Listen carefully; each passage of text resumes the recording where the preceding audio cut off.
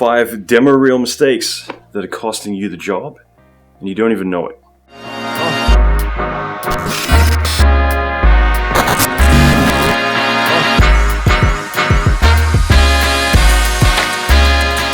The most critical thing to have to land your dream job is a rock-solid demo reel. But do you know that all it takes is just one bad shot, one unexplained element, or any of the other dozens of traps that artists make every single day to have your reel switched off and the viewer move on to the next one?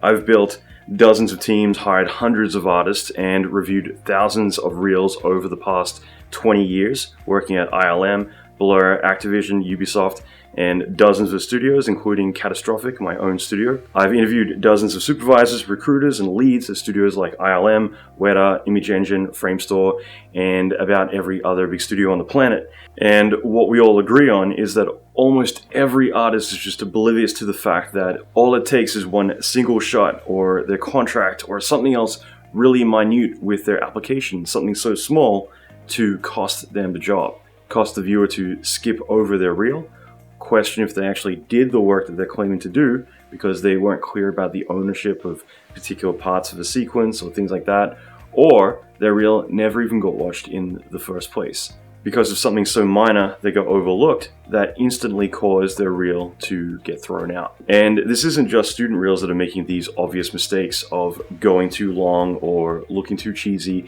These are senior artists, leads, designers, illustrators, all types of artists making the same mistakes over and over and over. The worst part is they aren't even aware that they're doing it.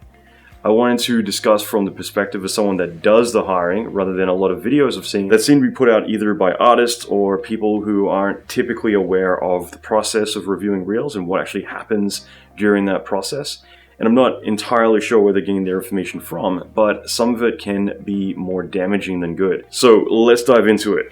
Mistake number 1, you got to end your reel on your best piece. I recently joked with Kathleen Ruffalo, Framestore's crew manager for Los Angeles and Chicago, about exactly this during an episode on my podcast. She brought it up, and I've heard this over and over and over, that you got to end your reel on your best piece. End your reel strong, meaning your best work should be the last piece displayed on your reel, the most memorable piece, the best piece of your work. You want to end your reel with that piece, so that way you go out with a bang. So my question is this: if all of your best work is at the very end of your reel, who's to say they'll even get to see it? Who's to say the viewer hasn't moved on to the next reel that they need to review because your work wasn't captivating enough? I review reels all day long sometimes, and I'm itching to move on to the next one. Why? Because I have over 100 reels in a spreadsheet that I'm reviewing, and reviewing reels isn't even my day job. It's one of the many tasks that I need to get through that day. So if the work isn't keeping me glued to the video, I'm going to click on to the next one. This isn't me, this is every supervisor trying to staff up their team for the next project. You want to show your best work first. You want to set the tone high. You want everyone in the room to want to gather around and go, holy crap, this is amazing. This is the best reel we've seen. Every shot on your reel should be your best work. But you definitely should hit the ground running with mind-blowing work that demonstrates your ability. If you have shots that aren't that strong, that aren't that great, that you aren't sure if they should be on your reel, they shouldn't. There's no room for filler, and I'll get to that in a moment. Your reel should be your absolute best work, and only your best work. The amount of times I've seen artist reels get thrown to the side because of one weak shot, that's all it takes. And I want you to think about that for a moment. Your demo reel, your show reel, your portfolio, this is your namesake. This is what you choose to represent you and your ability. There's nothing more important than this piece. Now, if you let on subpar work, what you're saying is that this is the level of quality I'm willing to represent me. And if the filler work is the level of quality you're willing to represent yourself, then it's likely that you're willing to put out subpar work for the client as well. All it takes is one weak shot for the entire thing to collapse, for your reel to get overlooked and on to the next reel. So less is more. You want the viewer to have seen just enough to want to see more, rather than feeling like they've seen too much. Number 2, your reel's length. As I mentioned, less is more. There seems to be a big misunderstanding that you want your reel to last like 5 minutes long. Now, I look back at Jurassic Park, the movie, when that came out in '93, I think the movie had a little over 4 minutes of CGI in the entire film. It took a year of work for the best minds, the best talent at Industrial Light and Magic to pull that off. So for one person to go and make a demo reel that's at least 5 minutes long, I really question whether that entire 5 minutes is going to be your absolute best work. I interviewed Ryan Connolly of Film Riot. You might know him from YouTube. He's a short film director with some really amazing short films under his belt. Over 1 million subscribers on YouTube. He's been a guest on my podcast in episode 133, and he'll be likely to be back on there pretty soon to promote his latest short film as well. One of the big things that we discussed was what was more important than anything else in the filmmaking process, and we both agreed that keeping your edit as tight as possible is really what's the most critical. I made it a rule of thumb to try and keep it less than 90 seconds for any reel that I cut, because anything over 90 seconds, even if it has decades of amazing work, is probably going to be overkill. Keep in mind the mindset of the person reviewing your work.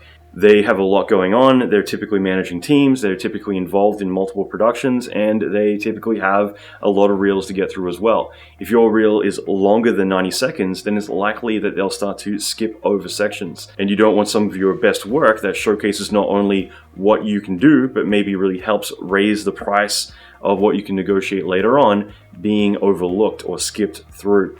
So keep the edit tight, keep it as short and sweet, with only your best work. As I mentioned, 90 seconds. Kathleen Ruffalo, that I mentioned before from Framestore, she recommended 60 seconds. She said to keep in mind that the viewers don't have much time and to be considerate of that by keeping your edit tight. So I think it's a good general idea to keep it around 60 to 90 seconds. Worst case, if they come back asking to see more work, that's not a bad thing. Seeing too much is.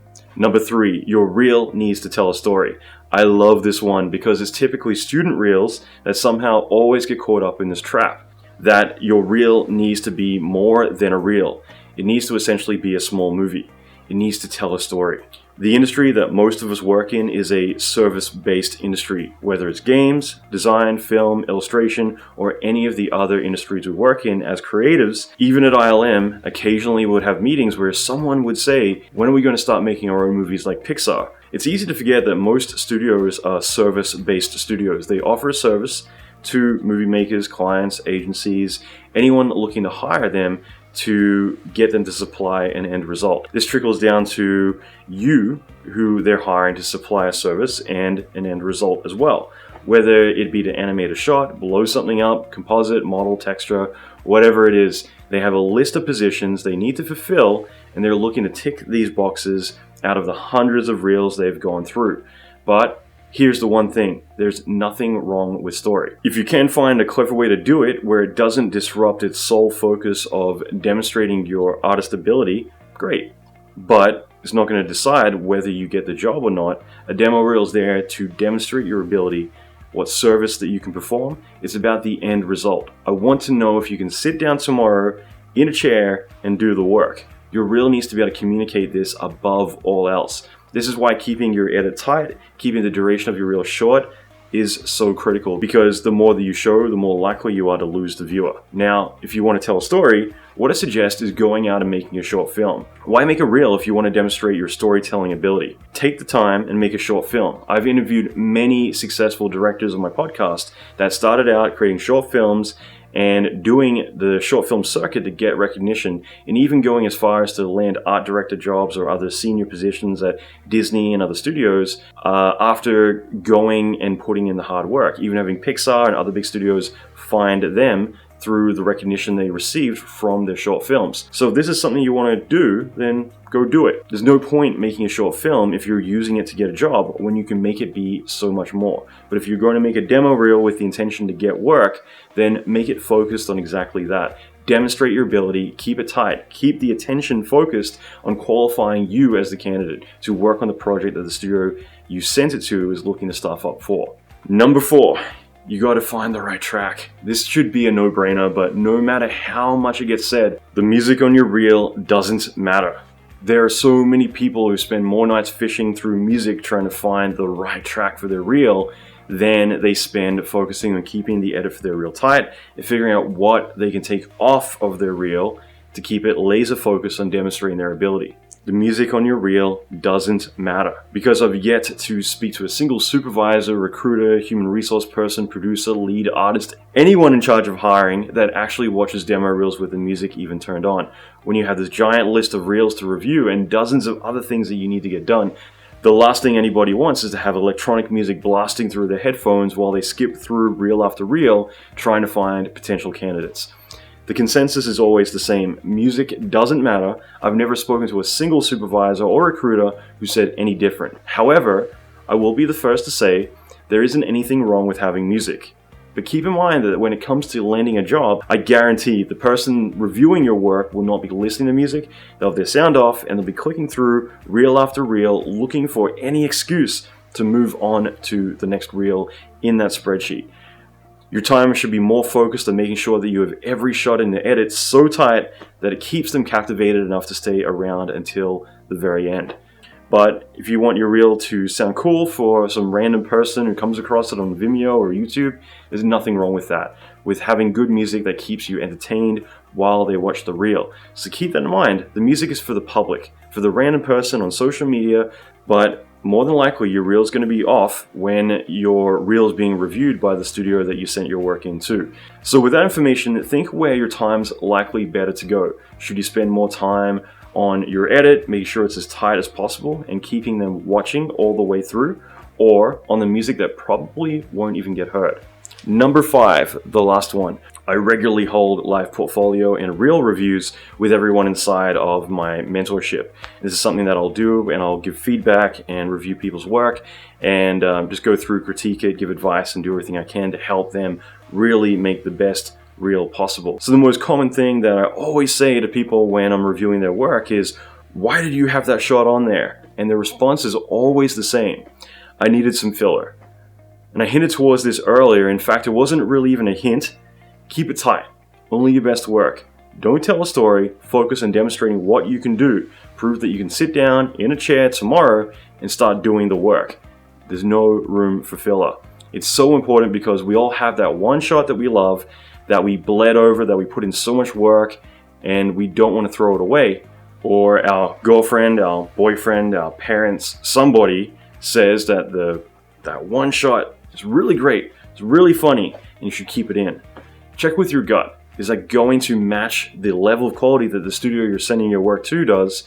And if it doesn't, it's probably a safe bet to kill it. Remember, less is more. So keep this in mind. All it takes is one weak shot to cost you the job. I think we all forget from time to time, or we're not even aware of it at all. I wanted to share from the perspective of someone who hires artists for a living, who reveals reels live online with hundreds of artists, typically a few times a year inside of the mentorship.